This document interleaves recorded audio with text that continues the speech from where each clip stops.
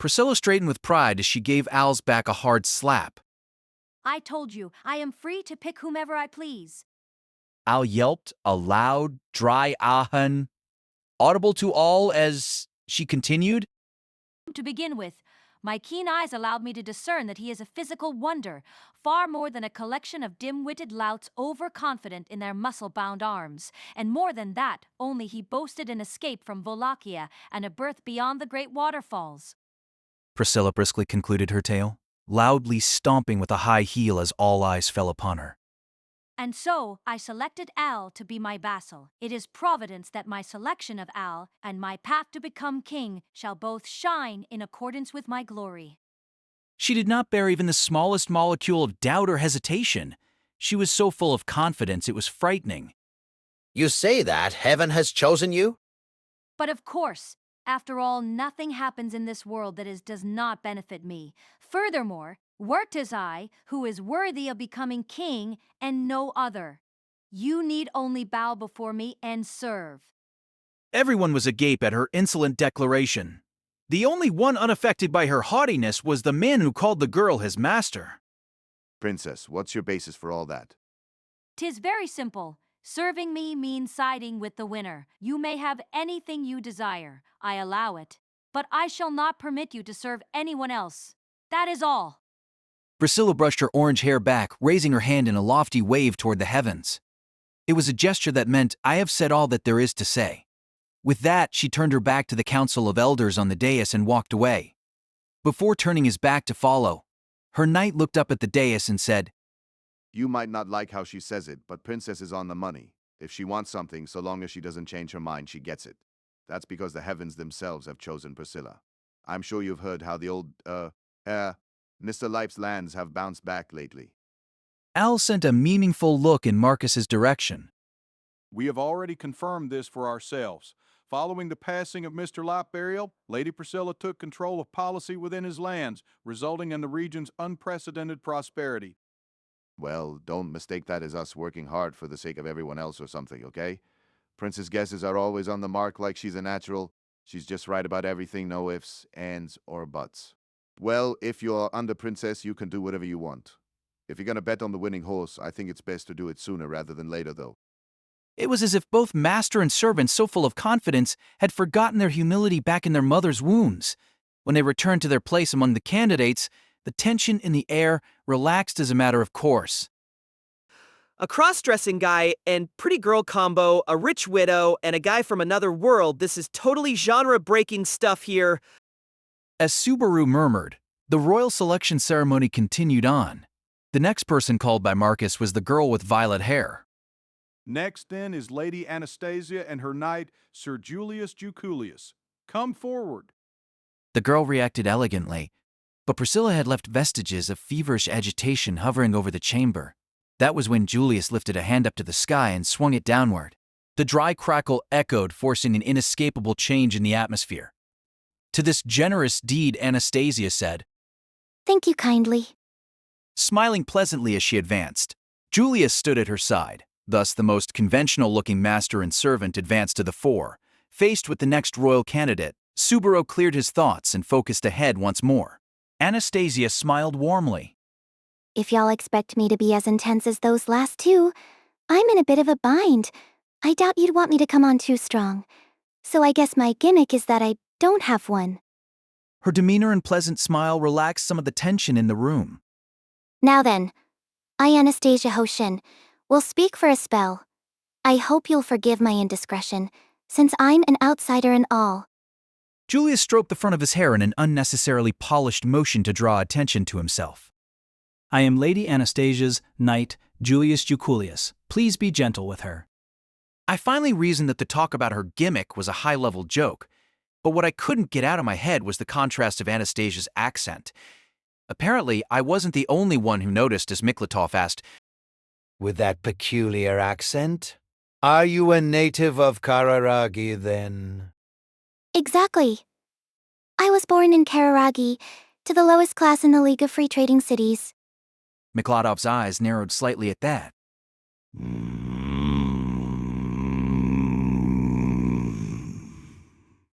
The lowest class. Then what is your connection to Lugunica? If lowest class meant the same thing there that it did in Lugunica, Anastasia was born a commoner. Depending on the meaning of the term, it could imply something even lower. I was born in the lowest class, but now I have a right proper mansion in the city. I have stores in a host of other cities. That's how I first imposed on Lugunica. She serves as chairwoman of the Hashin Company, the most influential company in Kararagi. For many years, this position in her nation was occupied by the Lugunica Industrial Company. But thanks to Lady Anastasia's personal commercial genius, it was reconstituted under a new name, the Hashin Company. Standing beside Julius, Anastasia's eyebrows peaked as if she were a little embarrassed. If Julius' declaration could be taken as fact, Anastasia's pronouncement had been humble in the extreme about her exploits. Accompanying its vast expansion across Kararagi, there was talk of expansion into Lugunica as well. That was the impetus for my meeting Lady Anastasia for the first time. So, in spite of being born to humble beginnings, she established herself as a brilliant young merchant. I must say, this reminds me of the tales of the founder of Kararagi itself. As Miklatov's lips bent into a smile, Anastasia clapped her hands together and her eyes sparkled. Yes, exactly. I always looked up to that man, Hashin of the Wastes. When the time came to establish my family name as a merchant, I decided to adopt the name Hoshin in his honor. Hashin is the name of a great man known across the entire continent, revered from ancient times to the present. To name yourself after him, I see. A splendid display of spirit. Even I had heard of Hashin of the Wastes. If I recalled correctly, the man was the main character in one of the ballads sung on that world. One of the great things about Kararagi is how it gave a gal like me a fair shot. It turns out I have a real knack for sniffing out the scent of gold. And it's fun too. Subaru saw that these statements were creating a considerable stir all around. Judging from appearances alone, Anastasia was younger than he was. Given her age and the reaction around him, she apparently had a reputation as a monster in the business world. Lady Anastasia's commercial genius is a divine gift. It is no exaggeration that she rivals Hoshin himself. My own lack of ability in this area leaves me envious of her.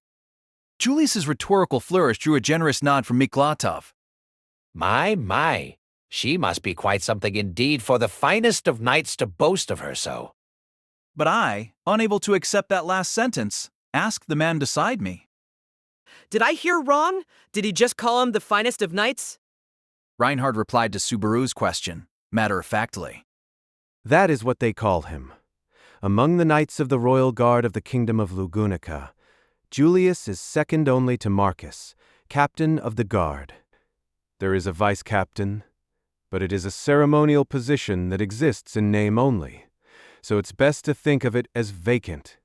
In skill with a sword, employment of mana, pedigree, and exploits, Julius fulfills all the qualifications of a knight and is second to none. He is without question worthy of being called the finest of knights. But when people in the capital talk about the knight among knights word, they're talking about you, right? You're really well known, plus you never denied it, right? The qualifications for that nickname are somewhat different. Certainly, in terms of strength with the sword alone, I'm stronger than Julius. I have yet to meet someone stronger than I am. Just like that, he declared he was mightiest of all. I wasn't sure how to respond to that, but Reinhard wasn't boasting. If anything, his eyes were filled with envy, his lips pursed taut. The way Reinhard looked cornered left me wondering what to do, but faster than I could say anything, the debate proceeded with something that could not be ignored. It is plain that relations between master and servant are very good. Lady Anastasia, there is something I wish to ask you. You are a native of Kararagi. What is your purpose in seeking to be king?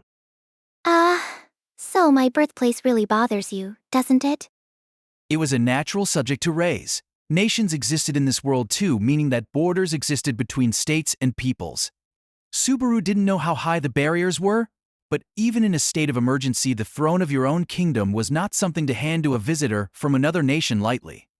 The entire chamber held its breath as Anastasia, surrounded by the tension, smiled wryly. Y'all have such high expectations. It's making me nervous. Unfortunately, I don't have any high ideals like Miss Crush or Miss Priscilla confidence that she's been chosen for greatness. Surely you are not saying the dragon jewel responded to you purely by chance. Faced with Miklatov's question, Anastasia stuck her tongue out and replied casually. Ah ha ha. If it was like that, even I wouldn't show my face here. Course, I've got a goal of my own. You see, I'm actually real greedy. The declaration, so at odds with what was expected, made most present doubt their ears. I think I've been greedier than normal since I was teeny tiny. The reason I became a first-rate merchant with a nose for gold is because I want it more than everyone else. You want it more? As a maid at the first little company I worked for, I made a couple suggestions to the owner, and they were big hits, so I got involved in bigger and bigger deals, and soon I was living so large I forgot what it was like to be low class. It should have been fun, but I found out I wasn't free. I was even less free than before. Anastasia, counting on her fingers the steps she had climbed, shook her head. And why was that? That's the scary part about greed. The more you get your hands on, the more you want to get your hands on. I want this. I want that to hell. It's not enough. It's never enough. And that's when I realized it. Anastasia grinned as she pointed toward her feet. It was clear what she was indicating, the palace itself. I'm greedy, so I want anything around. But I'm not satisfied yet. I don't know what real fulfillment feels like, so I want a country of my own. You were saying you want this kingdom to weigh your greed. Anastasia responded to Miklatov's rebuke with a robust smile. Hey, if that smashes my scale to bits, smash away. I'll be real happy to have my fill and be totally satisfied. In other words, she was announcing that she sought the royal throne out of her own avarice. But if getting my hands on the kingdom isn't enough, I'll probably use this country as a stepping stone to get even more. And what shall become of the kingdom if you obtain it? Yet it holds no value for you. I told you, didn't I? I'm greedy. So once something's mine, it's mine through thick and thin, and if I get an even stronger hankering, I use whatever I have to satisfy it. My life in Karareg, the Hoshin Company, and all the people who work there, they're all part of my drive for fulfillment. I would never throw them away, so... Anastasia swept her gaze over the faces of everyone in the chamber. How about you just relax and become mine? She looked across the chamber with the same warm, gentle smile she had initially worn. Her way of thinking was founded on desire, but that made her argument very simple. She wanted the throne for her own desires, and from the day it was hers, she'd worked tirelessly for the prosperity of the kingdom. She wouldn't throw it away, given that her personality demanded she make anything she owned into something greater and grander than before. That was her message. Lady Anastasia has surely pressed her claim sufficiently. Do you have anything to add, Sir Julius? With his master speech concluded, it was time for the vassal to make his case. Both had argued beforehand about the master's fitness to be king, but Julius stepped in front and indicated Anastasia with his hand as he said, Lady Anastasia used the word greed to express her desires, but put another way, this reveals the depth of emotion behind her ambition. On the other hand, from a business point of view, she is able to make any decision without emotional involvement, an indispensable quality in a statesman. Certainly, it is as you say. Furthermore, as I stated earlier, Lady Anastasia is a brilliant businesswoman. Something this kingdom desperately needs at this hour: repeated serious clashes with neighboring nations, in particular, skirmishes with the Empire, have drained our coffers. With the large famine last year, the finances of the Kingdom of Lugunica are in a precarious state. Faces went red as Julius abruptly touched upon the nation's dirty laundry. I believe such details ought not to be so lightly divulged in a public place, Sir Julius. The importance of financial reconstruction to the nation has been common knowledge for several decades now. I do not feel any reason to hide this from those assembled here. Do you not think that the very reason the affairs of the nation have stagnated is because we have averted our eyes?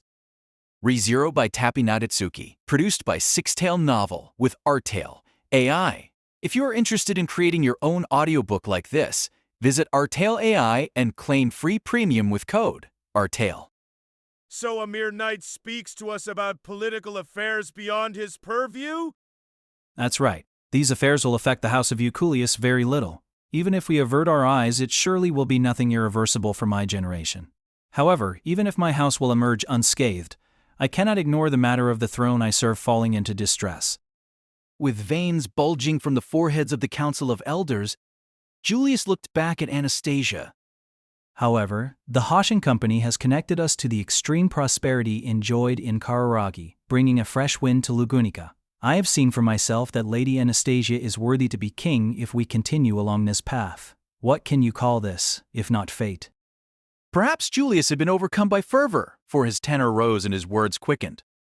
If heaven chooses the king, then it has chosen Lady Anastasia. I, devoted to the royal family, having pledged my loyalty to the kingdom, hereby declare that Lady Anastasia is worthy of the throne. I thank you for lending me your ears. Julius behaved much like a stage performer as he summarized his address for the audience. Those attending, mesmerized by his aura, seemed to come to their senses as they looked back upon master and vassal. Yet, even then, Marcus's calm expression did not waver. Sir Julius, may I judge this sufficient? Yes, thank you very much. Julius, probably accustomed to the attitude of his superior officer, stated, and returned to Anastasia's side. You were splendid, Lady Anastasia. It is indeed a place such as this where your flower may truly bloom. Yes, yes, you are very kind. Sheesh, you didn't need to say that. It's so embarrassing. A red-faced Anastasia fanned herself with a hand as she returned with Julius to the other candidates. Now that the third candidate's camp had asserted its claim, the next in line was... After a brief silence, Marcus called the name of the silver-haired girl who had kept her silence to that point. Then, the next candidate, Lady Emilia. She was the only candidate lacking a knight of her own. After her name was called, she raised her head. From the side, Subaru could see worry on her pale, beautiful face, but, with a look of strong determination, Emilia replied. Yes. She stepped forward. Her part in the royal selection had now begun. That was when Subaru Natsuki had a thought. The instant Emilia's right-handed foot moved forward together in her first step to the center, Subaru thought, I've got to do something. on any normal day he could fully appreciate how adorable she looked. EMP, Emilia Tant's majorly a puppy, but it boded ill under the circumstances. Somehow, even though Emilia's hands and feet were moving at a normal clip, he noticed that her stride seemed strained just before she reached the center. The Council of Elders gazed down at her as she stepped forward. And yet, the whispers did not stop. Repeatedly, Subaru's ears picked up the word half-demon. Rionhard moved to soothe Subaru's nerves, raw from the unpleasant atmosphere.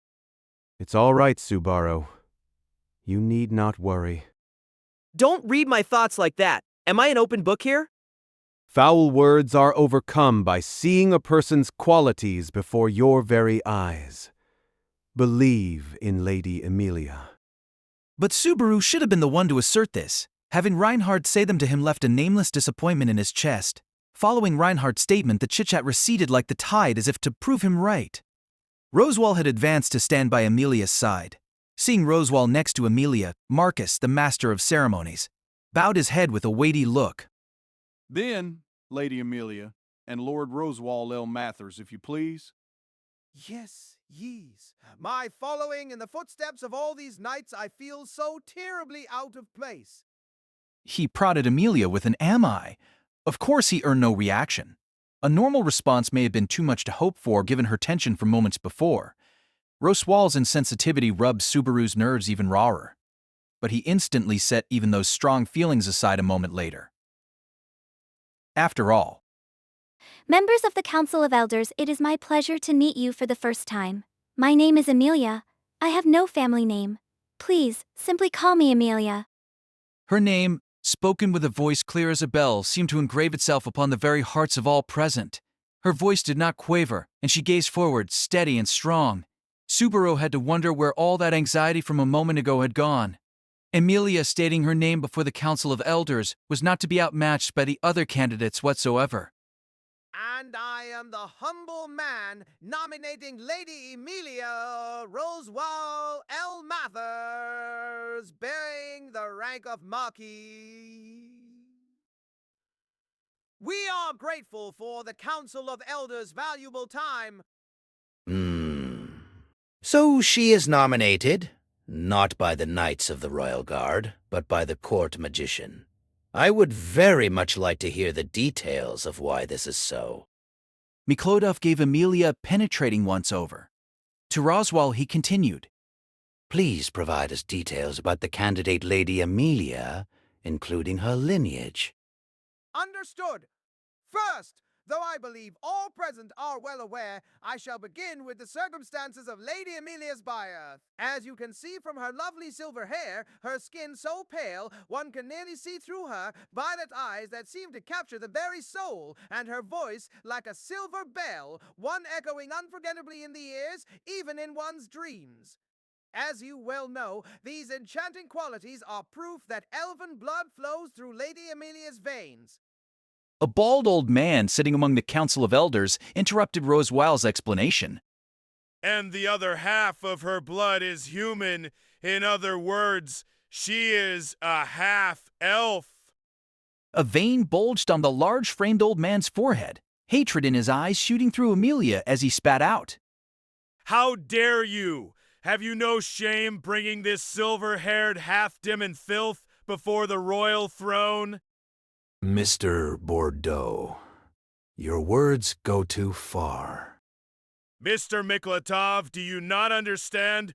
A silver-haired half-demon with an appearance matching the Witch of Jealousy is handed down by the old tales. She once consumed half of the world. She leads all living things to despair, chaos, and annihilation. Do not claim ignorance. How much do you think your appearance and lineage alone makes others tremble? You ask us to place such a being on the royal throne? Inconceivable! Even the commoners of other nations would call us a collection of madmen, to say nothing of the people of the dragon-friend kingdom of Lugunica, the nation where the witch sleeps. Bordeaux stomped his foot, his arms wide as he shouted, his tone and manner frayed. Even this act brought no reaction from Emilia. The atmosphere in the hall chilled at once, and then Rosewell replied, Master Bordeaux, are quee-eyed finished? If you ask whether that is all I have to say, then I have not said nearly enough. Do you even comprehend what you have done, High Sorcerer of the Court? Bordeaux seemed like he was trying to cow Rosewell into submission. I understand very much. Master Bordeaux, speaking on behalf of the Council of Elders, expresses that the reaction of the populace upon seeing Lady Emilia would be of concern, yes? Rosewell raised a finger. However, perhaps you have forgotten, Master Bordeaux. The issue of which you speak has no bearing upon the royal selection whatsoever.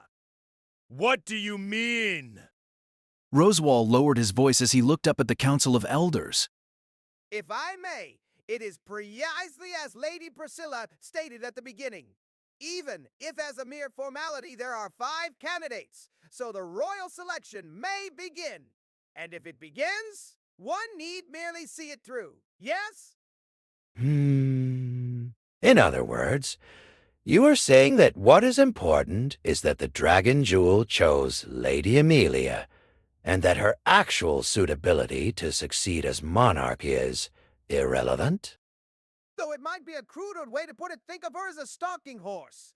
Lady Emilia's appearance is very particular. Virtually no human being can look at her and not think of the Witch of Jealousy. She is easily employed as a pawn upon our chessboard. And just like that, Rosewell denied all possibility of Emilia actually succeeding to the throne. The sheer shock of it was enough to make Subaru completely forget his anger at Rosewell's earlier intemperate remarks. He was Emilia's sponsor and backer who knew just how hard Emilia was striving to be king, and yet he said that, So the royal selection between 5 candidates would in actuality be between 4. Do you not think that reducing the options reduces the possibility of dissolution? The current lack of a king invites other nations to intervene in our internal affairs. Should we not prepare countermeasures to diminish this threat? Rosewell's suggestion sent Bordeaux into deep thought. The other members of the Council of Elders appeared ready to say, well, if it's like that, to decide to abandon all of Emilia's hard work by the roadside to use her as the stalking horse of the race. An angry shout reverberated throughout the chamber. Don't give me that crap! As the echoes died, the hall was silent once again. The only sound left in the hushed chamber was the ragged breathing of the boy who had called out, Subaru. With his face red with anger, the back of Subaru's mind announced. Now you've done it. But it was too late to back out now. He could not retreat. Now that Subaru had walked forward out of the blue, Roswell turned his head and gave him a cold look. I did not think you were this obtuse. This is not a place for the likes of you to speak. Apologize and leave. Don't give me that crap. I said what I meant, and I'll add this. You all should be apologizing. Gone was Roswell's aloofness. In its place was an overwhelming, blood-curdling aura. Just looking at him chilled one to the bone. Perhaps the wavering of the air around him was from a vast quantity of mana. I am all the more surprised at your disregard for your own life. Subaru clenched his teeth. The back of his mind knew what to expect. Overwhelming power, a vortex of great flame. He recalled the sight of the Urugaram demon beasts in the forest, burned away without mercy or pity. If you grovel on your knees this instant, I shall permit you to simply leave. But if you insist on being stubborn... The royal selection was the gravest issue for the entire nation. For disgracing it with individual feelings, Roswell would sentence Subaru to the flame on behalf of the dignity of the kingdom. The vast danger made Subaru's knees cry out for mercy. The shaking spread from his fingertips. Had he not clenched his teeth, everyone would be hearing them rattle by then. But... I said, it's not me who should apologize, it's all of you. His shrill voice quivered, but even so, Subaru would not kneel. He couldn't kneel, for Emilia had not done a single thing wrong. Very well. One can do nothing without power. I shall drill this lesson into you. Though it cannot serve you in this world, perhaps it shall in the next. With his final ultimatum ignored, the power flowing from Roswell manifested in the form of a flaming sphere, so bright that its light dazzled the entire chamber. The mass of fire on top of Roswell's hand burned with intensity like a miniature sun, enough that Subaru, standing at a distance, felt his skin start to burn. Behold! Fire mana of the greatest power! Algoa. With one cruel final word, Roswell turned his hand towards Subaru. The fireball launched from his palm with the heat slowly approaching Subaru to burn him to a crisp. Subaru immediately tried to dodge, but his body simply wouldn't move. Perhaps it was because his legs were shaking, or perhaps it was because the knowledge of impending death had spread from his eyes to the rest of his body. No, it was because Emilia was standing behind Subaru. That was why, that very moment, he could not move from that place. Instantaneously, everyone held their breath at what followed. The instant the fireball collided with Subaru, it was wiped out by a pale blue glow that covered his entire body. The powers of red and white jostled with each other and vanished into nothing more than white steam. And as the onlookers gaped, a voice clear as a bell spoke with the same frigid tone. That is enough. I shall permit no further violence in my presence. If you wish to continue this, then I am prepared to wield my power as my beloved daughter demands. Dubious eyebrows rose at the source of the voice, but the next moment everyone noticed it. The biting cold spreading throughout the chamber, manifesting the Great Spirit's frigid anger. The little gray cat folded his arms, making a small snort with his pink nose as he slowly floated down. His black eyes were frozen in an expression of unprecedented coldness. You lowly humans are saying quite some things in front of my daughter. As Puck's emotionless gaze swept the area, the strongest reactions came from the knights. Their swords were already drawn as they raised their guard toward the small cat floating above their heads. Subaru, left behind by the shift in events, hadn't entirely grasped what was going on. It was a moment after he was certain Roswell would really burn him to death. He had thought he was shielding Emilia, but she stood in front of him, and everyone was warily eyeing Puck, poised in a position to defend her. And their wary gazes also contained something that looked like fear. Miklatov's hoarse murmur struck the silent gallery like a thunderbolt. The apocalypse beast of eternal frost. Upon hearing these words, Puck's ears twitched as he answered the old man. Ah, that's right. Some people have called me that. Seems you're informed for a youngin'. Though everyone else was tense, Miklatov's razor-sharp wit permitted him to maintain his cool in Puck's presence. To be treated like a youngster at my age is an experience I ought to treasure deeply. Puck responded to the old man's attitude with a pompous flick of his tail. You are free to call me whatever you like. But if you want details about who and what I am, you should ask him over there, not me. At Puck's suggestion, Miklatov called out to Roswall. I suppose so. Lord Roswell? Accepting the call, Roswall solemnly lowered his head before motioning to Puck and Emilia with one hand each. As you have surmised, Lord Miklotov, this is a supernatural being. One of the great spirits of yore, known to our forefathers as the Apocalypse, beast of the eternal frost. And currently, he is Lady Emilia's contracted spirit. Bordeaux's fixed Puck with a stare, his voice hoarse from the extent of his shock. It can't be! One of the four great spirits in someone's service, and that of a half-demon at that! But not even the old man could summon the courage to point at a being capable of turning him into an ice sculpture. That youngin' included, the lot of you should all be grateful to Leah that I am not turning this place into a glacier right now. My cute, beloved daughter pleaded to me, so I will behave. If she wasn't stopping me, you'd all be icicles right now. The casual way he said it only made the threat seem that much frostier, chilling all those in the chamber to the bone. Faced with his presence, it was all too clear that he was making no boast. When the lives of everyone present were at the mercy of his supremely powerful paw, the sudden sound of an inhalation sounded awfully loud.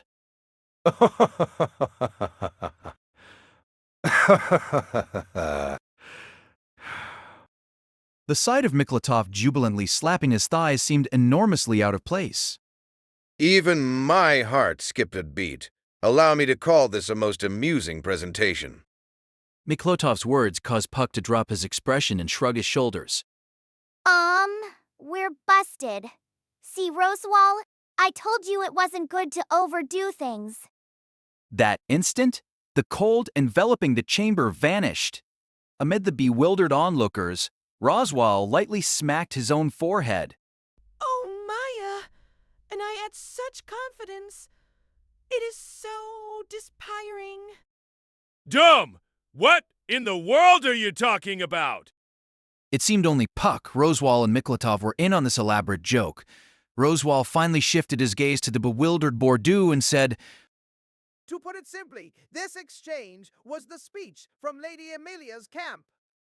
I understand that the format somewhat differs from that of the other candidates, but...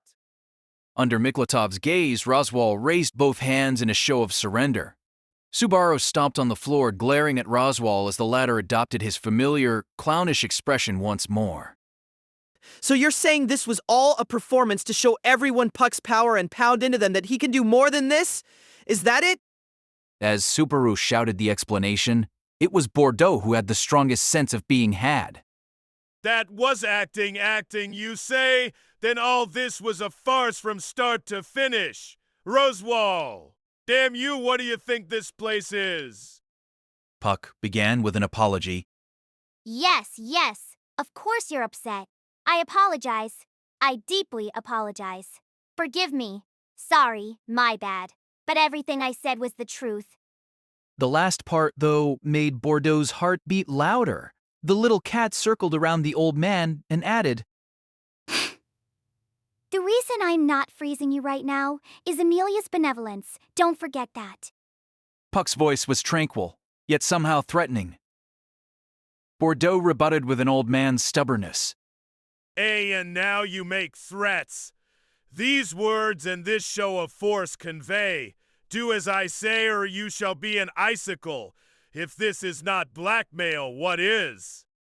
Then Emilia wholeheartedly affirmed his suspicions. Yes, I am threatening you. She continued. I shall make my case to the esteemed members of the Council of Elders once more. My name is Emilia, I spent a long time in the great forest of Elawur, the world of eternal frost, and am served by Puck, the great spirit that governs fire mana. I am a silver-haired half-elf. The people of the nearby villages called me.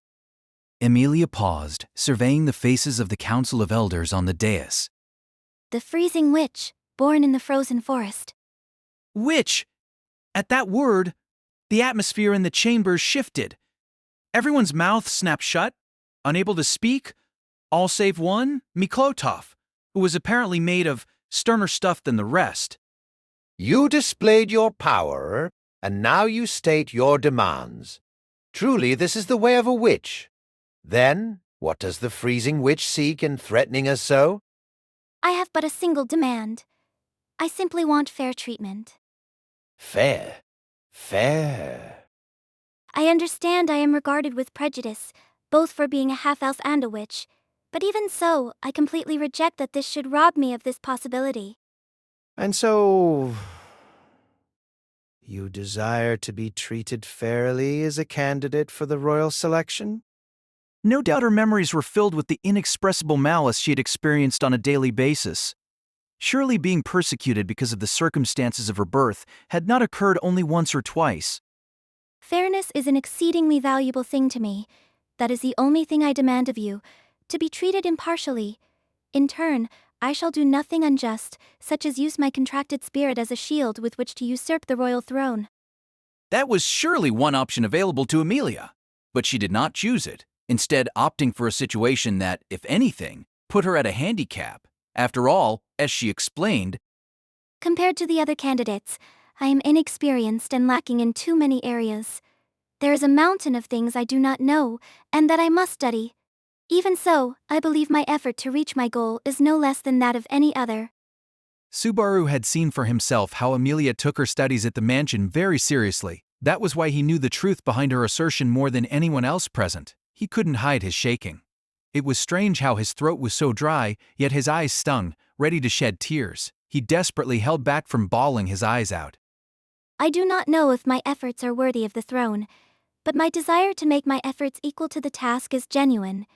I believe these feelings are not unequal to those of the other candidates. Therefore, please look at me with unbiased eyes. Look at me as Emilia, of no family name, and see not the freezing witch nor a silver-haired half-elf. The final murmur echoed like a solemn plea. But the strength of the will behind it did not diminish the power of her request. The chamber fell into silence for a time. It was not that they were at a loss for words. They were waiting. Finally, Bordeaux, bathed in the gazes of all assembled, sighed at great length. My view shall not change. It is unmistakable that your appearance, reminiscent of the Witch of Jealousy, will have ill effects upon the populace. It would place the royal selection in a precarious state. His low voice had, to that point, argued against Emilia's position. A faint shadow formed around Emilia's violet eyes, but Bordeaux continued. However, sentiment is an area where none may intrude. Furthermore, it is something no one can do anything about, no matter what he may think. Even so, I apologize for my earlier rudeness. No, I deeply apologize for my rudeness, Lady Emilia. Bordeaux knelt then and there, displaying the greatest respect he could. You could freeze me where I stand if I do not submit to your will. Yet, even so, you have not, asking only for fair treatment. This is an act worthy of respect. Now that he was speaking calmly, Bordeaux's face was gentle and intellectual. Now Subaru could understand why he was on a council of elders. His reply drove the shadow from Emilia's eyes, replaced by a brighter, more natural expression of joy at being accepted. Her lips curled in a pleasant, flowery smile. Bordeaux, under the full force of her gaze, lost his breath and turned red in the face. Though that was a rather stormy digression, enough has been said, I believe. Lady Emilia, Marquis Roswal, do you have anything left to say? No. I have not spoken sufficiently. What to do? What to... Thank you very much, then. It gave Rosewall's tall back a light pat before Emilia turned toward Subaru, still standing right behind her. Her violet eyes betrayed a whirlwind of conflicted emotions. Her red tongue poked out of her mouth as if she was about to say something. From the dais, Miklotov raised an eyebrow and looked down at Subaru. Incidentally, what is that young man's position? The question concerning the unmoored Subaru brought tension back over Emilia's face. This is my, All her prior composure went flying out the window, and so Emilia had returned to the girl who had ignited the love burning in Subaru's chest day after day. Relieved by the sight, Subaru patted Emilia's shoulder as he stepped forward. It's all right, Emilia. I'm ready for this too. Ready for? Hold on, Subaru. What do you think you're?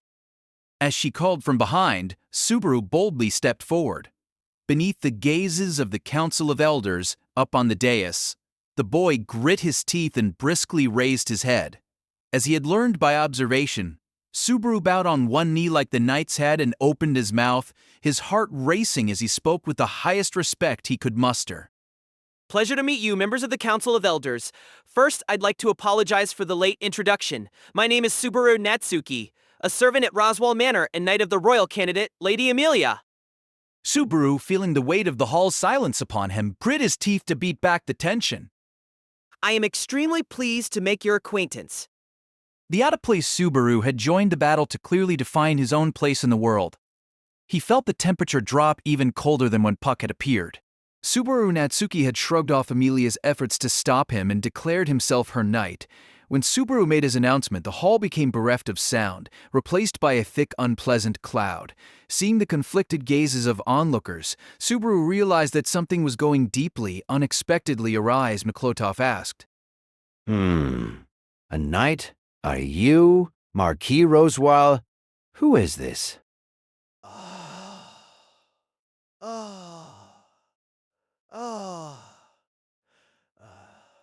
Somewhat ignorant boy, is he not?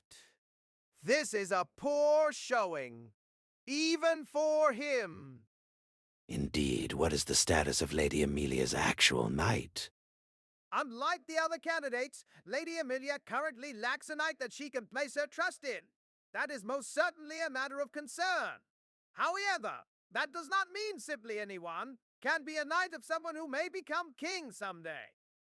Roswell continued to speak in his normal tone, seemingly for Subaru's benefit. Fidelity toward one's master is one of the qualifications of being a knight. Furthermore, the power to defend one's liege is required. He must have some special quality enabling him to blaze the path for his master to become king.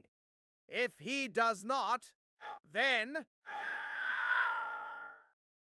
A voice abruptly interrupted Roswell's speech, hailing from the line of candidates. All eyes fell on the handsome young man with violet hair, Julius. That alone is not enough, Marquis Roswell. Julius elegantly bowed. Forgive my intrusion. However, there is something I must ask him. When Julius indicated him, Subaru scowled, remembering the former's hostility from before the royal selection. You need not be so defensive. I have only one question. Once it is done, you may do as you please. Do I look tense to you? Why not let me relax a little, ditch the question, and save it for tomorrow? Cease with the clown act. At least if you truly wish to be Lady Emilia's self-declared knight. What do you mean by that? Julius regarded Subaru with exasperation as if he was a complete dunce. It seems you do not understand. Just now, you announced yourself as a knight before the entire body of knights of the Royal Guard of the Kingdom of Lugunica. Julius slowly motioned to indicate the knights lined up behind him. Prompted by his words, the knights in their rows stood at attention without disturbing a single thread of the carpet, saluting with their swords raised. That's pretty good stuff there. Did you all practice that just for today? Subaru was sniping to keep his wits under the pressure, but Julius's calm composure did not falter. Indeed we did, for we are highly aware we embody the dignity of the kingdom on a daily basis. We train in body and spirit, including how to behave in a ceremonial place. Are you prepared to learn all this? Only then did Subaru truly appreciate the true intent behind the question posed to him. Julius was asking him if he was prepared to shoulder the weight of the title of knight, like the knights of the Royal Guard behind him did. Subaru had called himself a knight to demonstrate that he was Emilia's supporter, and the person who held her the foremost in his thoughts, to her rival candidates, to the knights, to the council of elders, and everyone involved in the royal selection. I want to make Lady Emilia king. No, I will make her king. Do you have enough resolve and enough strength to do this? Resolve isn't everything, and I know I'm not strong enough. The feeling in my heart may not be the same loyalty and fidelity that other people have, but my answer won't change. Subaru took a deep breath, wet his tongue, and braced himself as he stepped forward. I'll make Lady Emilia king. I'll make her wish come true. Do you not think that this is an exceptionally arrogant reply? Dismay entered Julius' expression, as if he were listening to a tale of an empty dream. Do you understand? People are divided according to their birth. Perhaps it is best to use the term capacity. Nothing is gained by attempting to surpass one's own capacity. Furthermore, you will never gain what you seek in doing so, especially not the title of knight, which falls so frivolously from your lips. Julius drove the scabbard of his own sheathed sword into the floor with a thump.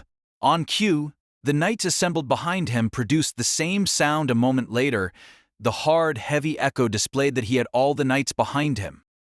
Those who pursue knighthood require loyalty to lord and kingdom and the power to protect their liege by force. No one may call himself knight without either one of these things. Can you still say there is the will, the power, the resolve within you? Don't get all high and mighty on me with your buddies. I know I don't have the power to follow through on how I feel as I am now.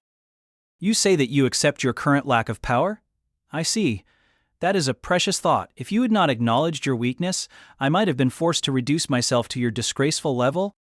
Subaru was helpless to respond as Julius, unable to conceal his contempt, heaped scorn upon him. You understand that you are lacking in strength? Did you declare it so loudly in expectation of a reward? Weakness is a matter of shame, not pride. Next, you will no doubt say your feelings will carry you through. I see. Your emotions conquer all. Fine and well. Did you strive to earn the right to stand in this palace with the might of your strong and lofty feelings? Did you come here in an effort to insult us, the Knights of the Royal Guard, to the highest degree possible? The stern words bit into him. But even then, Julius did not sheath his verbal blade. Only those of certain birth may be recommended for entry into the Knights of the Royal Guard, the pinnacle of knighthood. This is not out of deference to lineage, but because their ancestors have displayed their loyalty to the kingdom, down to the very blood that flows through their veins. I do not accept that you, nor the mercenary calling himself Al, have any qualifications to call yourselves knights. Bloodline? It's not like a person can do anything about something like that. Indeed, it is just as I have said. People are separated by birth. It was the same in your home. Just because two people have been born does not make them equal. Of course, not all born to knightly households become knights. Many lack the will. A knight eternally strives for greater heights, ever willing to cast his life aside, coughing up blood to protect whatever greatness stands behind him. That is the ultimate honor of those qualified. With classical nobleman's thinking, Julius stomped on Subaru's feelings, rejecting the essence of his very existence. And every knight there felt the exact same way. Not a single person in that place acknowledged Subaru as a knight, and yet he replied, Even so, I'll make Emilia king. I do not understand. In the face of such rejection, why are you still even here? Cold glances from throughout the chamber watched Subaru's recklessness with scorn and contempt. But Subaru couldn't feel any of that. He felt something far stronger. The gaze of the silver-haired girl behind him. He felt Emilia. He couldn't look back. He didn't have the courage. Feeling her presence, he hesitated for a brief moment and then answered. Because she's special. That was his answer. Julius's eyes widened slightly in apparent surprise.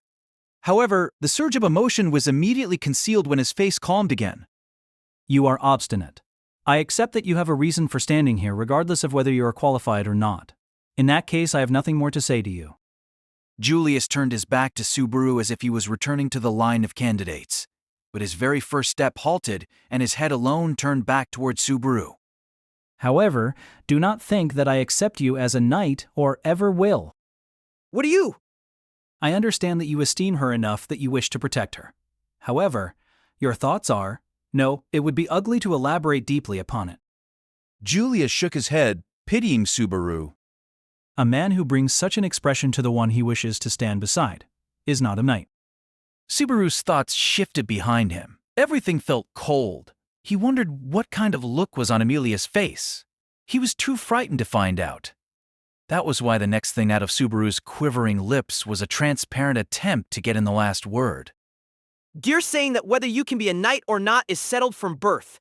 What, every one of you was a golden child, the best at everything. Don't make me laugh. You're not the one who gets to be called the knight among knights around here. Don't think anything you say can get to me. It was a cheap insult, but Julius did not display his emotions as he casually replied.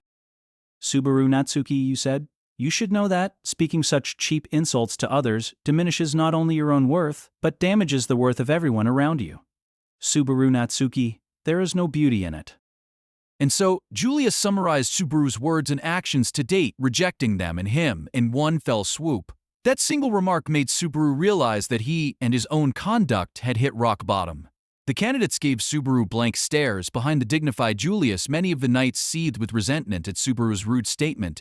For their part, the rows of civil officials had no love lost for Subaru, who seemed unable to make any argument not based on sentimentality. He didn't even have the courage to look up and see with the council. Even if it meant making an enemy of the whole world, he'd be in Emilia's corner. Until that moment, his resolve for that part, at least, had held strong, but before Subaru summoned the nerve to look back, a voice, clear as a bell, moved around to his front. Subaru, that's enough. The trembling of the hand touching his shoulder shocked him enough that even he wanted to look away. Emilia took hold of Subaru's wrist as she bowed her head to the Council of Elders and said, I apologize for the waste of your time. He will leave immediately. The words waste of your time sliced into Subaru's heart sharper than any razor, but he could say nothing. He had indisputably taken his resolve, determination, and himself, and trampled on them all. Subaru did not resist as he was led away from the stage by his arm. As Emilia pulled him forward, he still couldn't look at her face. I judge some of this to have been time well spent, Lady Emilia. Neither of the two stopped walking as Miklotov continued. He showed us that, at the very least. You are not a half-elf, like the one the world fears. You have a good vassal. Emilia paused and looked back. Subaru? She was watching the Council of Elders on the dais. Subaru, standing beside her, was not in her field of vision whatsoever. But when she turned, he could clearly see her face. Her expression was frozen over. Her eyes were frigid with the readiness to emotionlessly cast something aside. When her tranquil, clear voice stated plainly, Is no vassal of mine. Thus, she spurned Subaru's words and feelings up to that very moment. Subaru wandered around in a corridor outside of the chamber completely rudderless. He didn't remember much after he'd humiliated himself in front of Emilia and a huge audience. All he remembered was that the captain of the knights had permitted his departure and had left his fate to Emilia's judgment. They would have been wrong to say he was there because he didn't want to cause Emilia any more trouble. The reason he'd fled even after he had gone against her instructions to reach the palace in the first place was far simpler. He couldn't bear Emilia's frigid eyes any longer. Subaru was mentally berating himself as the guard who had escorted him to the castle's waiting room gave him a concerned look. Did something happen to you? He hadn't seen Subaru's humiliation because he'd been stationed outside the huge double doors. Furthermore, his demeanor showed respect towards someone he believed to be involved with, one of the royal candidates. It's nothing. Sorry for all the trouble in the middle of a really important job. I don't mind. Inside the throne room, they're deciding the future of the entire nation. Even if I'm not qualified to be inside, I'm proud just to be on the edges of it. The irony of the words spoken with a clear voice left Subaru with an uncomfortable awkwardness. Here was a guy full of pride for what he was doing at the edges of the selection of the next king. What of Subaru? Could anyone take pride in what he had done? No one would. And the one person he had wanted to acknowledge his efforts had rejected him. Unable to stand still, Subaru shifted his gaze when he suddenly noticed a ruckus at the end of the corridor. Just as he turned his head to look, a guard popped in, apparently in a hurry. Pardon, open the way. We've captured an intruder. We need orders from the captain. Wait, they are still in the middle of the conference. Hold the intruder in the barracks until... The circumstances do not allow us to do that. Either way, we cannot make this decision ours, owls. Ignoring the urgings of his comrade, the guard shouted back down to the corridor. Several men were dragging forward the intruder that had snuck into the castle. Subaru, wondering what was so bad they needed to interrupt the royal selection, glanced at the intruder. Then, regret stronger than anything else that day struck Subaru Natsuki. Ah! He stared dumbfounded as four men dragged the man along by his hands and feet, desperately trying to move forward with a balding old man Subaru knew well. It was Old Man Ram, who had no business being there whatsoever. He'd left a message at the fruit seller's place for him to wait. What was Old Man Ram doing there? Subaru's mind went blank. But then, for once, he instantly found the answer to his question. Don't tell me he followed me. At first, Subaru doubted himself, but then certainty welled within him. If Old Man Ram had tried to sneak into the castle there and then, the trigger could have been none other than the message Subaru had left at Cadman. The sharp old man had deduced that Subaru had reason to think Felt was at the royal palace, and he tried to enter by any means necessary. No doubt Old Man Ram's own clumsiness had led to his discovery and capture, but Subaru was the one who'd brought that result about. Subaru knew how precious Felt was to Old Man Ram. He should have known Ram might lose his head over it. The guards passed before his eyes. By the time he reached out, Old Man Ram was already too far away. Subaru froze in place, watching them go in silence. If he spoke to the guards then and there, he could explain to them who Old Man Ram was. But that also meant admitting that Subaru was connected to an intruder who'd attempted illegal entry of the palace. It wouldn't end just with Subaru. It would make him an even weightier ball and chain on Emilia's ankle. That was as far as he got before he did a mental double-take. When he considered the possibility he'd leave Old Man Ram to rot, using Emilia as the reason why, he felt filthy. Hey, wait a... Subaru called out to stop them, but a foul-mouthed shout buried his words. Quietly, his eyes went wide, as he realized the torrent of insults was coming at him from Old Man Ram himself. Huh, you highfalutin nobles have some awful taste. Is one bumbling old captive something to stare at? If you're going to laugh, laugh, you filthy-minded youngin'.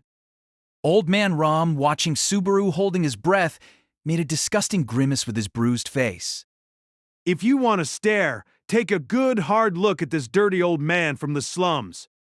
One of the guards, offended at the rude words from the intruder towards Subaru, a VIP swung his fist down in punishment. Watch your tongue. Ugh. Wait, please. There's no need to go that far. You are very kind, young one. How about it, knights? Your beloved master's giving you an order. Why don't you just wag your tails and do what he saw? Haven't you said enough, vagabond? The knights responded to Old Man Ram's continued verbal abuse with even harsher strikes than before. For a moment, the boy's gaze met Ram's, and Subaru understood his intent. Even in that place, Old Man Ram was covering for him, because if Subaru said too much, it would only put Subaru in a worse position. Don't butt in, youngin. The small, faint murmur was followed by insults like those from before for the benefit of the guards. Subaru alone realized the true meaning of Ram's words. And that sentence left a very deep scar in Subaru. Subaru had reached out only to have his hand rejected, his assistance refused, just like in the chamber. No matter what he tried to do, the person concerned didn't need or want his help. Subaru fell into silence. The guards saluted, dragging Old Man Ram with them once more. Their destination, the throne room, lay ahead. He wondered what treatment Ram would receive at the sight of the royal selection. He shook his head, driving the images off. Ram had a much better chance at a pardon without Subaru opening his big mouth. Besides, there were 3 people present that knew him. Probably nothing. Almost definitely nothing. Probably nothing. Almost definitely nothing. His judgment shouldn't have been wrong, but... What am I doing this for? Murmurs spread through the throne room. The cause of this exchange of whispers was obvious.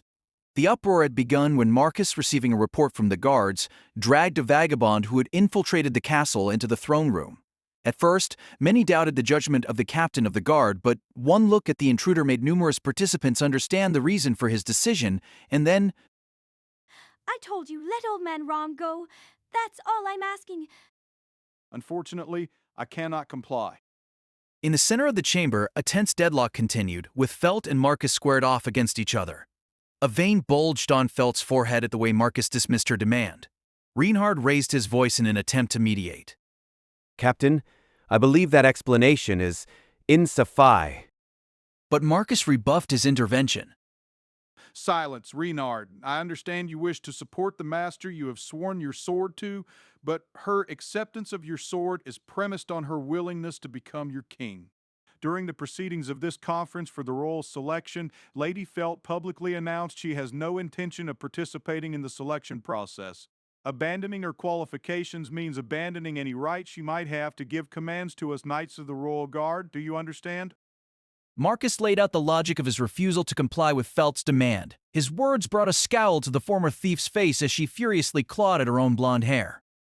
This is getting annoying. So let's sum it up. Shinkei. In other words, you won't do as I say because I don't want to do this royal selection thing. That is indeed the crux of it. Oh. I see. I get it. You're so annoying. Felt's cat-like eyes glared fiercely at Marcus. Marcus easily maintained his usual poise under the pressure of the young girl's near-murderous gaze. Then the old man, having kept his silence up to that point, made a plaintive yell that echoed throughout the chamber. Never mind all that. Hurry up and save me. Feld, it's me. The old man Rom you lived with in the slums. I don't really get all this, but you can save me now, right? Then save me. I don't want to die. Kneeling on the carpet spread across the floor, the old man made the most amicable smile he could as he pleaded to her. The shameful display left Felt speechless. Even the attendants showed hints of disgust at the miserable old man. I always saved you when you were in trouble. Many, many times over. Pay those favors back now. Now I say, quick, quick! Do something, will you? The old man sent spittle flying as he cried out for a quick rescue, flailing around with self-serving logic. It was such a mean and disgraceful sight that even those predisposed to sympathy and compassion would be sorely tempted to walk away. In a brief span of time, the old man had made enemies out of most occupants in the hall. Rehard, sensing danger in the old man's behavior, instantly began to step forward. This is bad. The red-haired knight instinctively realized the old man's true intent and judged he needed to adapt to the circumstances. Do not move, Reinhard. 'Tis not good to do anything untoward here. But his efforts were frustrated from the outset by Priscilla, smiling craftily as she hit her mouth with her fan. Why do you act in such haste, Reinhard? It almost looks as if you wish to silence this elderly man before he says something troublesome for you. Simply frightening? She got me, thought Reinhard, clenching his teeth as he realized his mistake. Priscilla shrugged her shoulders in a manner more typical of her. Around them, people seemed to recover from their stupor, whispering about what they had just seen. An old man pleading pathetically for his own life. Did you see? How unsightly! And that face is even worse. I cannot even feel sympathy. It is the spitting image of a thief. He shouldn't be released, though Lady Felt defends him. Even the knights hoping to have the crime dismissed began to faintly scowl at the old man. Lady Felt was raised in the slums where people like him live. Even if she really does have royal blood, can someone with such an upbringing handle royal duties? We need to rethink this? Or just do what the dragon tablet says in name only from Dementio? Reinhard bit his lip as the spreading murmurs confirmed his worst fears. He had been too late, denied any opportunity to refute the words, putting down the girl he revered as his master. Then, with the knight's murmurs all around her, he watched from behind as the girl slightly lowered her head. Finally, unable to listen to any more, the young girl let loose with a high-pitched, foul-mouthed shout. Would you all shut up, you ballless jerks? A wave of shock plunged the chamber into silence. Attendees looked at one another, seemingly unable to believe what their ears had heard, when the girl, her shoulders slumped, marched forward. The giant old man was kneeling, and she was a little girl, but she still had to look up at him. Her red eyes filled with grief. What's with you here? That's the worst-looking, most pathetic plea for your life ever, and I really, really hate it. The old man's amicable smile at her approach froze over. Hey, old man Rom, we people from the slums, there's no help for us, right? We know the people above us look down at the poor lives we lead, and we all have rotten personalities, me included. It's a terrible place to live. Having rated so many things so lowly, including herself, Felt paused for breath and added, But, yeah, we are a pile of garbage at the bottom of the trash heap. But even if we do live in a place like that, we've come this far by having at least a smidgen of pride in ourselves. No matter how lowly other people see us, we don't lower our heads. Felt, I wish I could show you your face in the mirror right now, looking all meek and submissive, wagging your tail and eager to please, just to save your life. You can't call that living! Many of the attendants gravely nodded at Felt's words, with Crush among their number. The ideas Crush had voiced were very much in tune with Felt's words. The small girl put her hands on her hips and bluntly stated, If you wanted me to spare your life, you went about it all wrong. There's no way I'd give up my right to run from a crummy place just to save you, if that's how you're gonna be. The red-haired young man watched. Her declaration meant she was abandoning someone very close to her, abandoning her right to issue commands, and refusing to participate in the royal selection. Lady Felt. Reinhard couldn't bear the pain that her declaration sent running through his heart. He'd seen it coming. He'd guessed what reaction the proud girl would display when she saw the old man's behavior. In that sense, she was playing right into the hands of Priscilla and the old men. No, of one old man. Now abandoned, the old man's shoulders fell, bending forward onto the floor as if all strength of will had left him. But Reinhard did not miss the faint instinctive slackening of the old man's lips. This was a display of neither despair nor regret. No, he was filled with a sense that his actions had achieved their intended result. The old man had gambled his very life and had succeeded in grand fashion. Truly, Reinhard wanted to expose the old man's scheme even then, to tell Felt that she needed to change her decision. But Reinhard could do no such thing. His hands were tied precisely because of who and what he was. Marcus, watching the old man hang his head before the girl, must have decided the discussion was over. The knight pulled on the old man's manacles, sending the clink of the chain. I deeply apologize for causing this uproar before the throne. I shall immediately remove this. Suddenly, Felt interrupted Marcus's apology and attempt to leave. Or something like that, I guess. I was waiting for someone to jump to conclusions. Marcus's mouth closed with a rare look of shame. Seeing his solemn facade crumble, Felt beamed. Feeling very proud of herself, she twirled before the dumbfounded audience. So, get his hands loose, Captain. Those shackles are way too small for him. It hurts just to watch. I have already informed you several times over, Lady Felt, I cannot comply with your comma. Oh. Because I didn't want to do this royal selection thing, right? Then it's simple. I'll do it the royal selection. I just gotta try to be king, right? The declaration, accompanied by a laugh showing off her snaggletooth, sent a shudder throughout the entire chamber. Many of the onlookers seemed aghast at how lightly she made such a critical decision. But naturally, the old man's reaction was even greater. His feelings about her announcement plain on his face. What are you saying, Felt? I accepted it. What you said is right. You can't live by losing your pride. Having you cut me loose couldn't be helped. Cut the crap, you shitty old man. What? You have lived this long without knowing you can't act worth a damn? I've been with you long enough to know all sorts of things about you, like when you tell a lie, the swirl on your forehead turns backward. Felt raised her cheeks and drew a little pattern on her head to demonstrate. Her gesture made old man Rom's face go pale. He cried out, You're lying. And touched his bound arms to his own head in haste. Felt watched him and said, Yup, I'm lying. Wow. Do you look stupid? No sympathy from me. Old man Rom was beside himself at falling so easily for her trap. Felt shook her head. So there you have it. Get those shackles off him. Everything up to now was just the wild fantasy of a senile old geezer. Marcus dragged his feet even then. We cannot simply let him go on such flimsy growl. Atib Beria. This old man's my family. Bye. Felt resolutely stated. Let him go, now. Hearing these words, Marcus's face registered surprise for a brief instant. The next moment, the hesitation vanished. As you command. As you command. Marcus stood at attention and let go of old man Rom's shackles. Then, he ordered the guards behind him. Unlock the manacles. But Felt raised a hand to stop them. Too slow. Reinhard. Here. Reinhard responded instantly to the girl's sharp voice, his tall frame advancing to the chamber's center. As the red-haired young man stood at Felt's side, Felt didn't even look at him.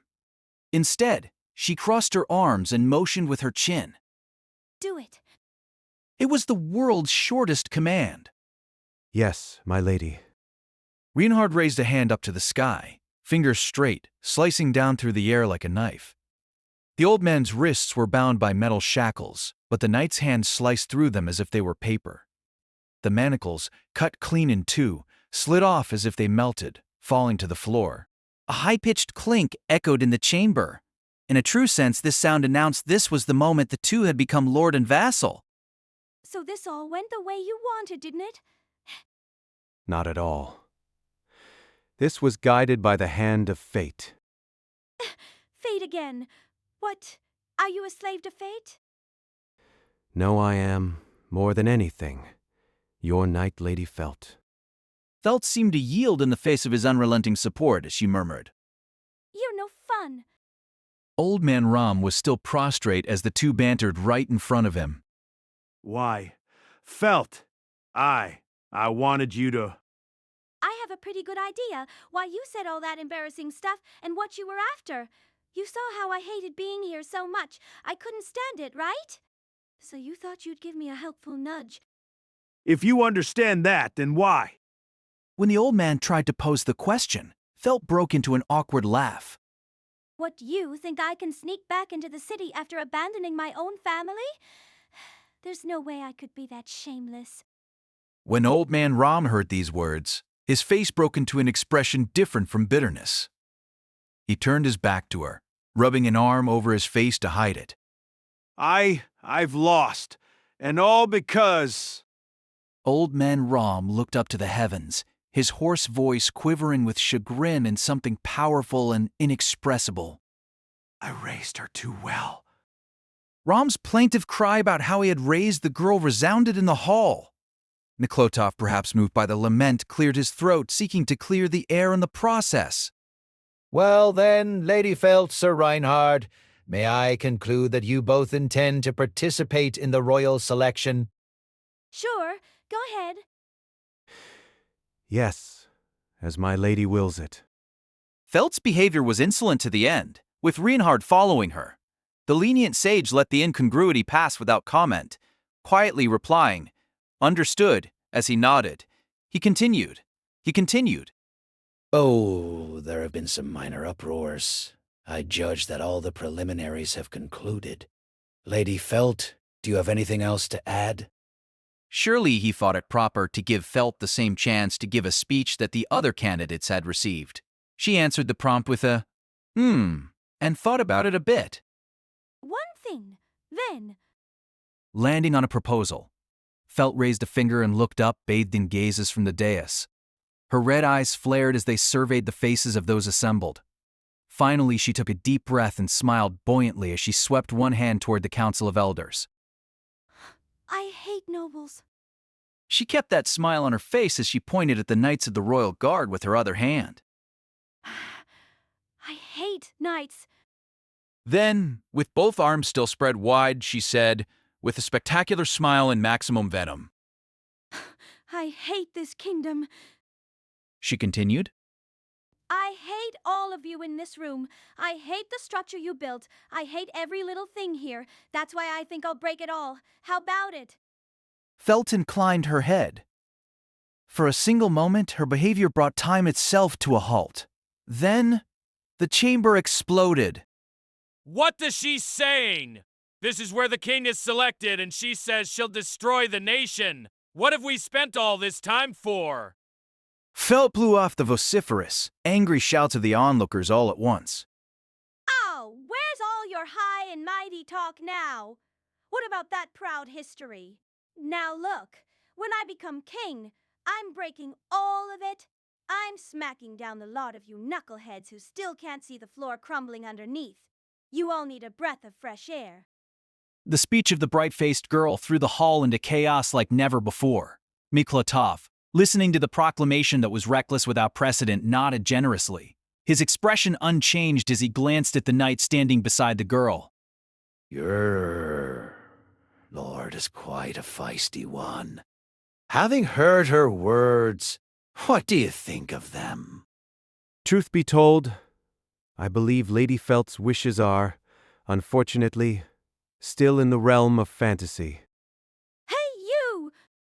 However, someday, Lady Felt's words will reach everyone. It is my duty to give her my full support until that day comes. But Lady Felt counts you among those things she intends to destroy, does she not? Reinhardt bowed deeply on one knee toward Miklotov, showing no sign of relenting. Surely after destruction, there will be renewal.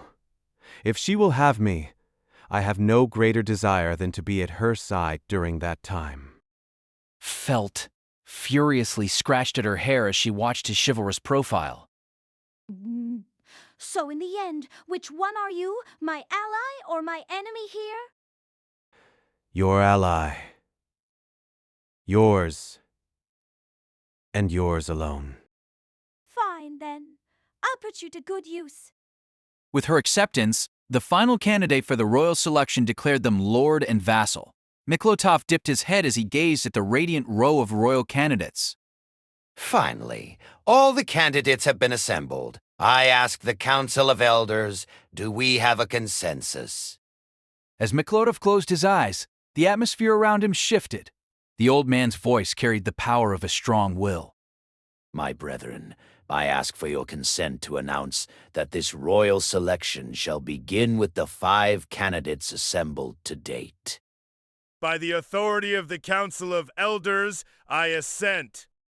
One by one, the members of the Council of Elders agreed to Miklotov's proposal with solemn nods.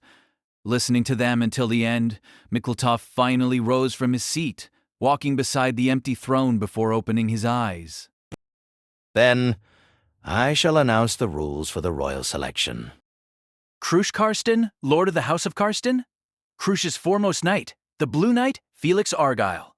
The candidates are Krush Karsten, Priscilla Bariel, Anastasia Hoshin, Emilia, and Felt. All of these 5 bear the qualifications to be dragon maidens.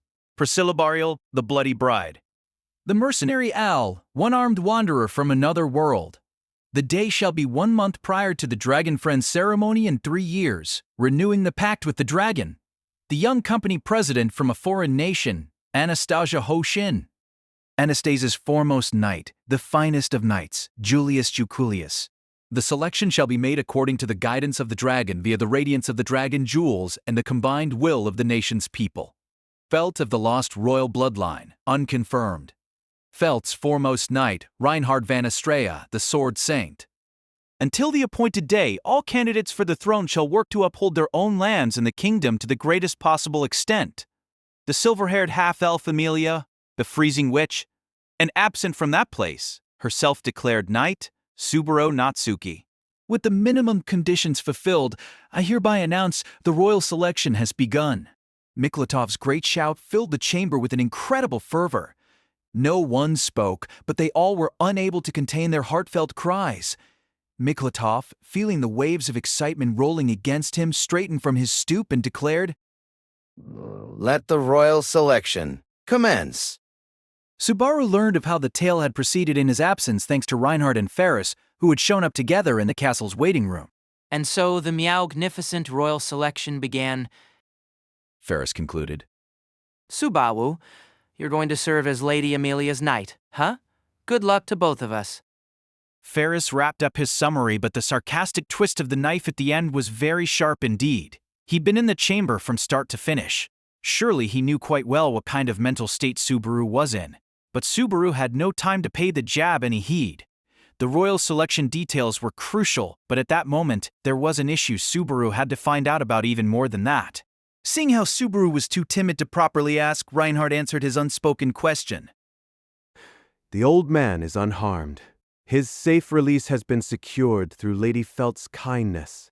I didn't think he'd come in through the same corridor without you seeing his face, and I knew you two know each other. It was easy to guess why you were anxious. When Subaru lifted a finger, Reinhard moved quickly to assuage his concerns. But even he didn't know the true source of Subaru's sense of guilt. The instant Subaru had let himself leave Old Man Ram to rot, a dark cloud formed at the bottom of his heart from which there was no salvation. That's wonderful. You should thank Reinhard and Lady Felt, because it's all thanks to them. Now you don't need to make any excuses at all, Subaru. An icy shudder ran up Subaru's spine. He looked up and turned to face Ferris. His amber eyes glittered like they could see right through Subaru, all the way into his soul. Having someone look inside him felt deeply unpleasant, so Subaru forced his stiff face into motion to cover it up. Why? Yeah, I'm so glad. Totally like I figured. It really was a good idea to leave it all to Emilia Tan and Felt. Better than anything I could have done. Right? That's right, isn't it? Subaru spread his arms wide as he gave both a dose of deliberate, exaggerated, clownish behavior, his next words even hastier and more flippant. But man, Felt really set her heart on winning the royal selection cause of me, and that means one more strong rival for the throne. Emilia Tan might give me a real scolding for this one. In different ways, the expressions on Reinhardt's and Ferris's faces changed in response to Subaru's sudden shift, but in the end, they chose not to press the point. Both knights were showing him pity. Subaru, painfully aware of the fact, ignored his crippled heart's pleas. So now that the talk is all over, where is Emilia Tan and everybody? The candidates remained in the chamber to discuss the fine details of the royal selection process. During that time, I said I would go to check on you, and Ferris came with me. Reinhardt's actions made sense, but he couldn't stop wondering why Ferris was showing his face too. Thus, Subaru asked the latter, Thanks for checking up on me, but is this all right, not being by your master's side? It's totally fine. Lady Krush is much stronger than Fairy, so it's perfectly safe. Just laying that out there like that. How's a slacker like you in the Knights of the Royal Guard, anyway? Ferris gave Subaru a sidelong glance and wagged a finger at him. His fingertip glowed with a blue light. Mew, no, why. Fairy's got a special talent that's in high demand. Why do I feel lighter, like my shoulders, knees, and hips aren't working as hard anymore? Subaru, your body's aching all over like an old man. Stacks your selling point, eh?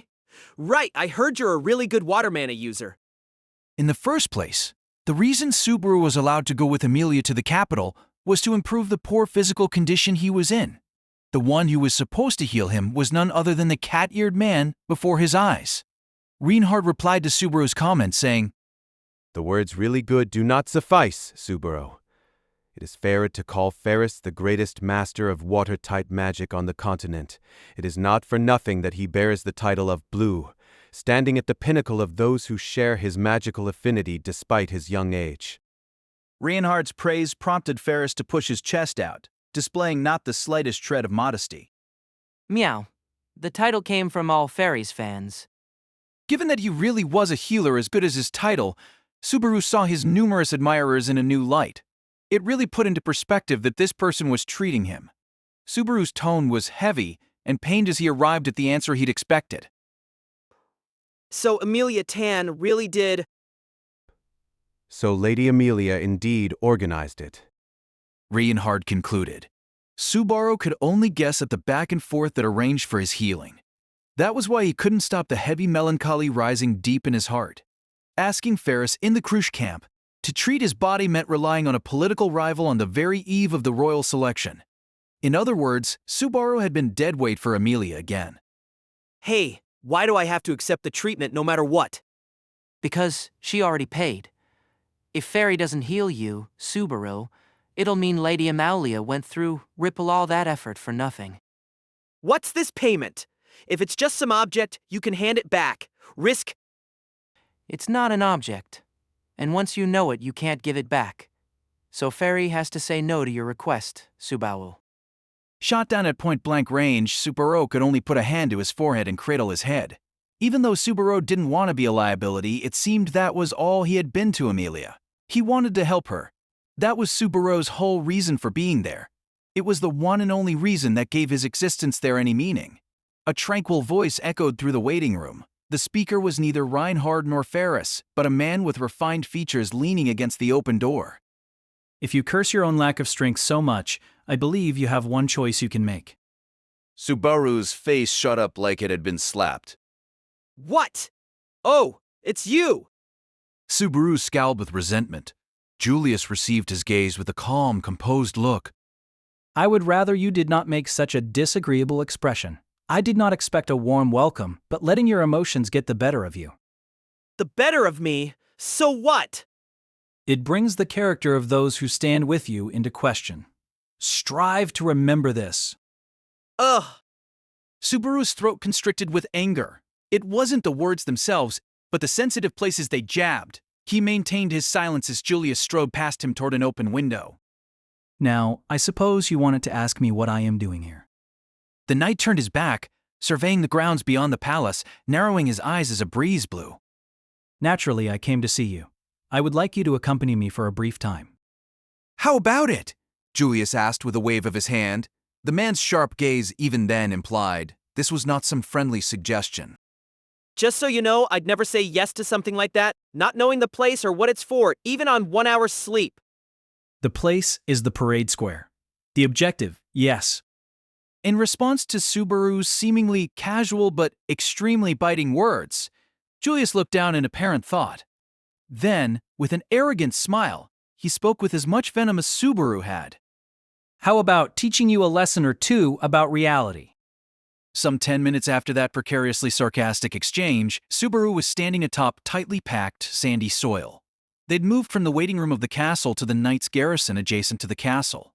The tamped-down reddish training ground was ringed by stout walls that gave off a strong sense of the place's history.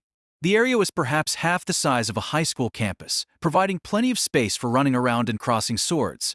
Subaru tested his footing, then casually began stretching. Reynard, standing at the entrance of the parade grounds, tried to get Julius to relent. Julius, you should stop this. It isn't like you. The expression on his face was not one of haste or anger, but pure concern for Subaru's well-being. He continued. I accept it was a petty thing for him to say, but it was nothing that couldn't be settled by a retraction. Normally, you would judge as much yourself. No? That is precisely so, my good Reinhard. Normally I would. Julius was removing the ceremonial decorations from his Knights of the Royal Guard uniform one by one. As he looked back at Reinhard, his eyes betraying no emotion. Had it not been this day, and had I met him in a different place, I might have simply let him be. However, it was not meant to be. My good name was sullied before those connected to the throne, and he spoke lightly of chivalry itself. Furthermore, he has not only failed to apologize, but has heaped on additional insults. Just like that, the faint murmurs that had filled the parade square fell silent. I shall now chastise the base ruffian who has besmirched my knightly honor. Any objections? Abruptly, a wordless typhoon roared through the air over the training grounds. The gathered knights and guardsmen shouted, their voices creating the gale. No doubt they saw things very simply. Julius was their representative against Subaru, the man who had disrespected them all. Never in his life had Subaru stood before so many people directing such hostile emotions at him. Odds are about 700 to 0 with no one betting on me. I'm so unpopular I could cry. Truthfully, it chilled him to the bone. His body was filled with an overwhelming urge to fall to his knees. Yet his heart was calm, and though his limbs felt heavy, they did not shake. It was not that he had resigned himself to his fate. Subaru really didn't understand the mental state he was in when Julius spoke up again. Now then, before we begin, I shall ask once more. Do you intend to apologize for your earlier impropriety and ask for forgiveness? If you make a full apology for your repeated transgressions here and now, I shall pardon you. Repeated transgressions, huh? I can't think of any, and apologize how. Put your forehead to the ground with tears in your eyes. Or, if you find it more fitting, roll onto the ground and show me your belly to curry favor like the good lapdog you are. Neither choice is very elegant, so if you don't mind, I'll pass on both. No doubt he'd never expected Subaru to accept. I see, Julius murmured to himself curtly as he finally handed his knight's sword to one of his fellows standing beside him. He accepted a pair of wooden swords in its place. Properly speaking, it would not be strange for a man to cut you down for your foul tongue. However, you are Lady Emilia's vassal, whether she desires it or not. Accordingly, I shall face you using these wooden wasters. Any objections? Asked Julius's eyes. Subaru answered with a curt wave of his hand, signaling there was no problem. Concluding that his opponent had accepted from his gestures and expression, Julius nodded. The referee shall be Ferris. Julius glanced sideways at him, while Ferris casually lifted up his palm and waved back. Sure. He'd easily accepted the role of referee. There was no way to know what he thought on the inside. Unlike Reinhardt's hope to put a stop to this, Ferris seemed all too eager to get things underway. Have at it, you two. No matter what horrible wounds you suffer, Fairy can patch you up as long as you don't actually die, Subaru, so good luck. Why say that to just me? Worry about the other guy. Jeez! Meow, what strong resolve. Hear that, everyone? All right, 1, mew, 3. Turning to the onlookers, Ferris raised both hands high and brought them down. At his signal, the parade square erupted in uproarious laughter, pouring scorn on Subaru's reckless words. Bathed in laughter, Subaru stepped forward and turned to face Julius. When Julius offered him one of the practice weapons, he gripped the hilt firmly, as if he was used to it. Similarly, Julius gripped the other waster and announced the start of the mock duel. At least you are enthusiastic. Shall we begin? Subaru, his skin crackling with the electric energy of the audience, poised the wooden sword and pulled back, then twirled the waster in his hand around as he complained. Timeout. The feel of this doesn't seem right. Is that so? I do not think they differ much, but you may use this one if you prefer. Sorry. I'm a child of the modern era, so I don't want to use something that doesn't feel right. As he spoke, he accepted the wooden sword Julius offered with one hand. In its place, he offered Julius the sword handed to him just earlier. Oops. Subaru's hand let the wooden sword go a moment before Julius's fingers could take it. Naturally, gravity caused the waster to fall. Julius instantly bent forward as his hand chased after it. The knight, his body curved forward, had lost his height advantage over Subaru. Huh. Subaru stepped forward and flipped the waster in his hand from down to up, aiming squarely at the tip of Julius's chin. Simultaneously, his left hand thrust straight forward, tossing the sand he'd covertly picked up during his warm-up exercises toward Julius's eyes, a classic blinding two-step surprise attack. Got him now, thought Subaru, smiling with malicious satisfaction at his little trick. The next moment, he heard a voice right against his ear. It seems that you truly have no shame. It must make the vulgarity easy to come by. Simultaneously, a blow struck Subaru. He felt a sharp, hard jab right to the solar plexus. The shock to his torso shuddered through the rest of his body. He felt weightless. Just after his feet left the ground, his face slammed hard into the earth. Sandy dirt smeared his face, mixed with vomit forced out by the blow to his solar plexus. Pain and heat struck his brain with equal force. The next moment, the parade square erupted in boisterous cheers at how Subaru, the fool who did not know his place, Cantia said. The boy curled into himself on the ground as the pain caught up, screaming into the sky above the parade square. Higher, higher, farther. Reporting. Currently, Sir Julius and Lady Emilia's vassal, Sir Subaru Natsuki, are engaged in mock combat with wasters in the parade square. Upon hearing the guard's report, Emilia's thoughts slipped out in a breathless whisper. Stay calm, stay composed, the voice inside her kept saying. She didn't know what it meant. Whew. Why would they be doing such a... The parade ground, you mean the Knights building next to the royal palace, right? Julius and Subaru are brawling there. Emilia could not conceal her bewilderment. The guard, however, could not let one part go uncorrected. Pardon me, but it is a mock combat. It is no brawl arising out of a personal grudge, but a matter of Sir Julius's honor. His manner, on the verge of open disrespect, shook Emilia all the more deeply. She thought back to the war of words between Subaru and Julius in the throne room. Neither had a good impression of the other, and if that was the reason for a private duel... Anyway, I need to stop this immediately. Lead me to this parade square. Emilia was about to rush off to the square to talk some sense into them when a high-pitched voice interceded. Anastasia's. Ah, I think you ought to let them be.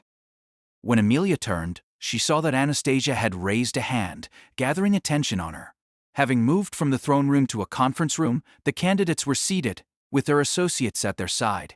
Naturally, everyone else had heard the report as well. Anastasia continued. I want to make sure of something. Who proposed this mock combat? I understand that Sir Julius did. However, because Sir Subaru Natsuki accepted, we are in the present situation. Anastasia gave the guard's reply a generous nod before looking back at Emilia. Ah, that's fine. That's fine. I just needed to know it was Julius's idea. Since Julius started it, I'm against stopping it. Anastasia's reply put her squarely at odds with Emilia. ReZero by Tappy Nagatsuki, produced by Sixtail Novel with Artail AI. If you are interested in creating your own audiobook like this, visit Artail AI and claim free premium with code Artail. Worried? Worried? About what? That Julius might go too far and make me pay to heal your boy? Anastasia tilted her head a little as she replied, looking mystified. Emilia was at a loss for words. Certainly. From what I saw, he is an incorrigible fool. I imagine he is having his face rubbed into the dirt for a second time today out of excessive stubbornness. Perhaps, back in the hall, he had some nerve. Makes you want to look up to him. Since someone probably threw him across the room.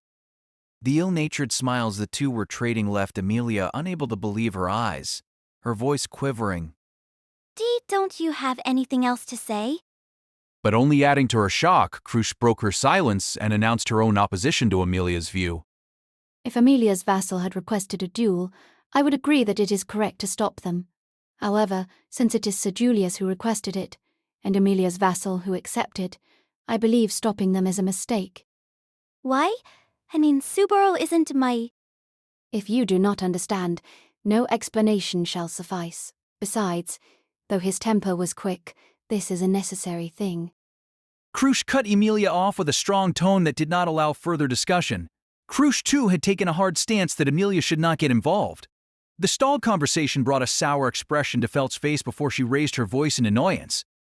Oh, so why did that guard come to tell us about this anyway? I mean, it's one thing if you're going to report before they start, but why get all weak meat in the middle of it? Just wait for them to finish fighting and tell us what happened after.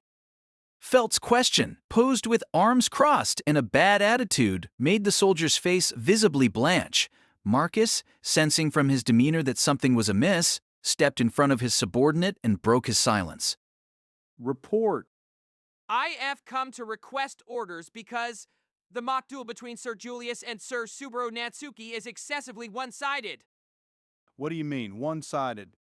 Sir Julius is surely holding back, but it does not appear that way. The guard seemed distressed, as if he'd seen such a miserable sight that he couldn't bring himself to look in Emilia's direction. That announced to all present just what a terrible spectacle was occurring. That news was the last straw for Emilia, who threw her indecision to the wind and rushed out of the room. I have to stop them. She ran down the corridor toward the knight's garrison and the parade square within. Once Emilia left, the room seemed on the brink of an uproar when Al raised his hand and suggested, So, how about we follow the lady and take a look too? He motioned toward the open door and shrugged his shoulder to Priscilla, standing beside him. You like this sort of thing, right, princess?